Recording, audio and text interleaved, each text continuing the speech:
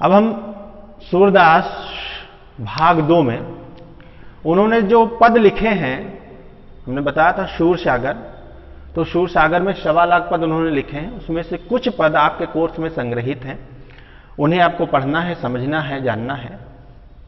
तो उसमें पहला पद आप देखिएगा कि चरण कमल बंदौ हरि राई, जाकी कृपा पंगु गिर लांग है, अंधे को सब कुछ दर्शाई, बहिरो सुने गूंग पुनि बोले, रंक चले सिर छत्र धराई, सूरदास स्वामी करुणा में बार बार बंदोते ही पाई।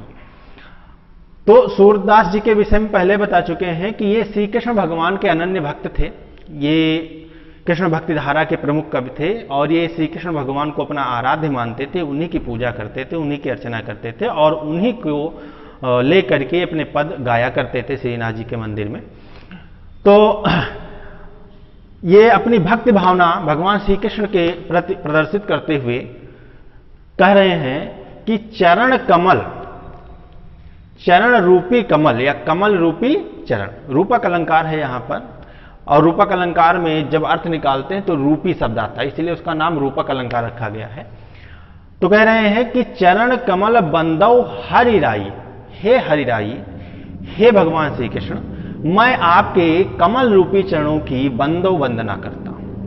हे भगवान श्री कृष्ण, मैं आपके कमल रूपी चरणों की वंदना करता हूं। आपसे अलंकार पूछे यहां पर कौन सा है, तो रूपक अलंकार है। ठीक, अब क्यों वंदना कर रहे हैं, क्यों अर्चना कर रहे हैं, और सब जानते हैं कि अगर किसी पर भगवान की कृपा हो जाए, ईश्वर की कृपा हो जाए, तो वो किसी भी स्थिति में हो, उसकी सारे दुख, सारे दर्द समाप्त हो जाते हैं, क्योंकि ईश्वर से बड़ा कोई संसार में नहीं है।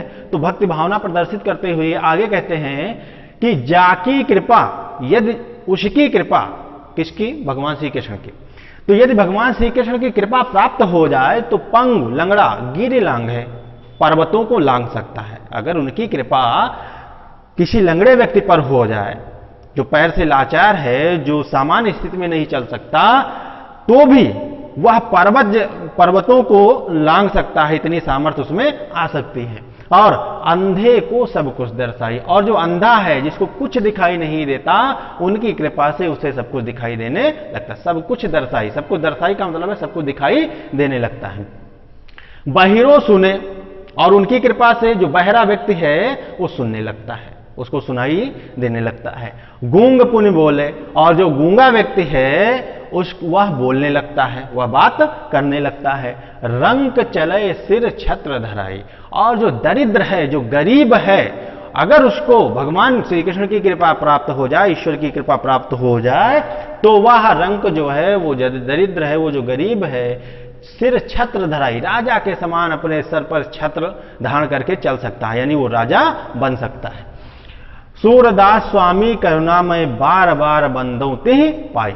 तो सूरदास जी कहते हैं कि हे करुणामय, हे दया के सागर भगवान श्री कृष्ण, मैं आपके चरणों की पाई, पाई का मतलब यहां है पैर से, पाई का मतलब क्या है, पैर, तो मैं आपके चरणों की बार बार वंदना करता हूं। तिह पाई, तुम्हारे चरणों की, आपके चरणों की बार बार मैं वंदना करता हूं, पूजा करता हूं, अर्चना करता हूं। तो एक बार फिर से देख लें, भगवान श्री कृष्ण के प्रति अपनी अनन्य भक्ति प्रदर्शित करते हुए सूरदास जी कहते हैं कि मैं, हे हरिराई, हे भगवान श्री कृष्ण, मैं आपके कमल रूपी चरणों की वंदना करता हूं।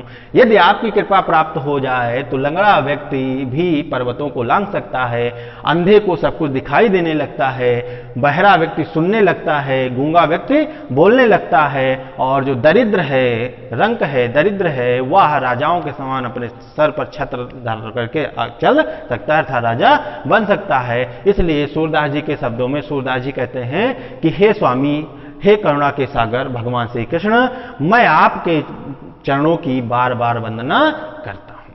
अब इसमें काव्य सौंदर्य की बात आती है, तो काव्य सौंदर्य में सबसे पहले आप लिखेंगे कि इस पद में सूरदास जी ने भगवान श्री कृष्ण के प्रति अपनी अनन्य भक्ति भावना को प्रदर्शित किया है। दूसरा अलंकार क्या है, तो अलंकार यहां आपने देखा कि रूपक अलंकार है, तो लिखेंगे अलंकार, सामने लिख देंगे रूपक अलंकार। ठीक, छंद कौन सा है, तो गेय पद है। कौन सा छंद है, गेय पद है। भाषा कौन सी है, तो भाषा जो है वह ब्रज है। भाषा कौन सी है, तो भाषा ब्रज है। गुण कौन सा है, तो गुण प्रसाद है। गुण कौन सा है, प्रसाद गुण है।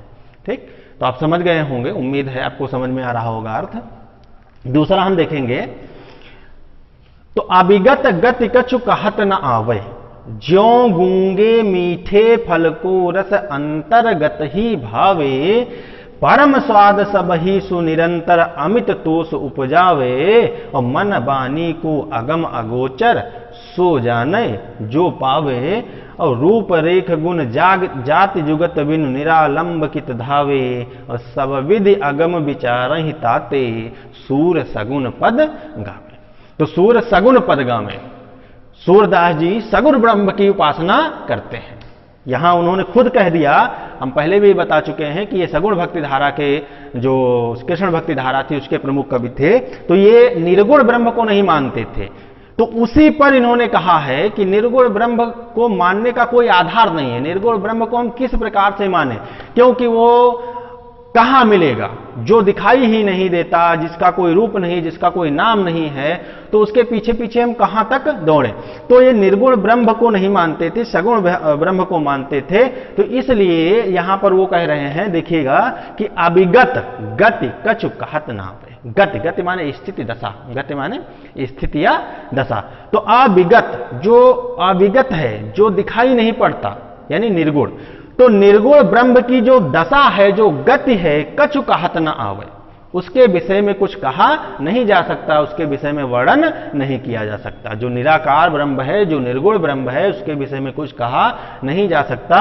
ज्यों गूंगे, यहां दृष्टांत अलंकार है, इस बात को ये इस लाइन से साबित करना चाह रहे हैं, इसलिए दृष्टांत अलंकार। दृष्टांत माने उदाहरण होता है, उदाहरण देकर जब किसी बात को साबित किया जाता है तो उस पद में दृष्टांत अलंकार होता है। तो ज्यों गूंगे मीठे फल को रस अंतर्गत ही भाव, उदाहरण दे रहे हैं कि जैसे गूंगा व्यक्ति कोई मीठा फल खा लेता है, तो उस मीठे फल को खाने पे जो उसे आनंद की प्राप्ति होती है, जो उसको आनंद आता है, अंतर्गत ही भाव है, वो उसको अंदर ही भाता है, अंदर ही अंदर वो समझ सकता है, लेकिन किसी से बता नहीं सकता। ठीक उसी प्रकार जैसे जो ब्रह्म है, जो अभिगत है, जो निराकार ब्रह्म है, उसके विषय में कुछ कहा नहीं जा सकता, उसका वर्णन नहीं किया जा सकता। ठीक इसी प्रकार जो गूंगा व्यक्ति है, जब वो मीठा फल खाता है तो उसका जो स्वाद होता है, उसको आनंद प्राप्त होता है, लेकिन वह गूंगा व्यक्ति उस आनंद को अपने अंदर ही समेट लेता है, किसी को बता नहीं सकता। परम स्वाद सब ही सुनिरंतर अमित तोष उपजावे, और कहा जो परम स्वाद है, जो परमात्मा की प्राप्ति का जो आनंद है, वह निरंतर अमित तोष उपजावे। अमित, जो कभी समाप्त नहीं होता, ऐसा संतोष अपने हृदय में, आपके हृदय में उत्पन्न होता है। मन वाणी को अगम अगोचर सो जाने जो पावे, कहा कि मन और वाणी से जो अगम है, अगोचर है, जिसे मन और वाणी से ना तो मन से जाना जा सकता है, ना वाणी से जिसके विषय में कहा जा सकता है, उसको जो प्राप्त करता है, जो साधक उसे प्राप्त करता है, केवल वही जान सकता है, अन्य कोई जान नहीं सकता, अन्य को वो बता भी नहीं सकता। रूप रेख गुण जात जुगत बिनु निरालंब की धावे, थोड़ी सी लाइन कठिन है, देखिए कह रहे हैं कि रूप, जिस निराकार, जिस निर्गुण ब्रह्म का ना तो कोई रूप है, ना रेख है। रेख माने पहचान, रेख माने पहचान, रूप माने रूप। तो जिस निराकार निर्गुण ब्रह्म का ना तो कोई रूप है, ना ही उसकी कोई पहचान है, ना कोई गुण है, ना उसकी कोई जाति है, तो ऐसी स्थिति में जिसका कोई रूप नहीं है, जिसका कोई पहचान नहीं, जिसके कोई गुण नहीं, जिसकी कोई जाति नहीं है, तो उसको पीछे पीछे निरालंब, जो आलंब रहित है, जिसका कोई आधार ही नहीं है, कित धावे, कहां दौड़े दौड़े फेंक कि कहां मिलेगा, कहां मिलेगा। इसलिए कह रहे हैं, अपनी बात को सिद्ध कर रहे हैं, सगुण ब्रह्म की उपासना क्यों करनी चाहिए। कहते सब विधि सगम अगम विचार हिताते, सब प्रकार से उसको अगम जान करके उस तक नहीं पहुंचा जा सकता। अगम मतलब जहां जाया ना जा सके, जहां पहुंचा ना जा सके।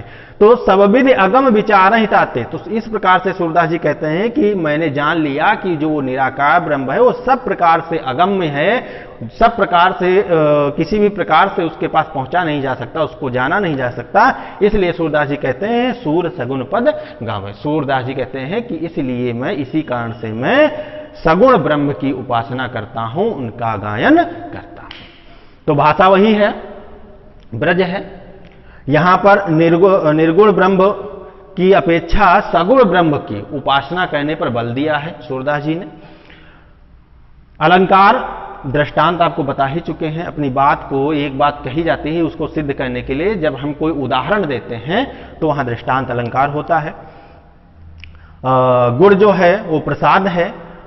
रस जो है, रस की बात करें, ऊपर वाले में रस नहीं बताया, रस ऊपर वाले में भी भक्ति रस है, नीचे वाले में भी भक्ति और शांत रस दोनों रस हैं। और शब्द शक्ति की अगर बात करें तो लक्षणा शब्द शक्ति का प्रयोग इन्होंने अपनी भाषा में किया है। तो इतनी बातें आप ध्यान रखेंगे काव्य सौंदर्य के अंतर्गत। क्या किया इन्होंने, सबसे पहले इस पद में किया क्या है, क्या गाया है, क्या कहा है, उस बात को लिखना है। तो क्या कहा है, ऊपर निर्गुण ब्रह्म की अपेक्षा उन्होंने सगुण ब्रह्म की उपासना करने को सरल बताया है, इस प्रकार से लिख सकते हैं। भाषा क्या है, तो भाषा आप जानते हैं ब्रज भाषा है। छंद कौन सा है, तो गेय पद है। अलंकार कौन सा है, तो दृष्टांत अलंकार है। गुण कौन सा है, प्रसाद है। रस कौन सा, भक्ति एवं शांत दोनों माने जा सकते हैं यहाँ पर। तो इतनी बातें आपको नीचे जब अर्थ लिखते हैं उसके बाद आपको लिखना होता है।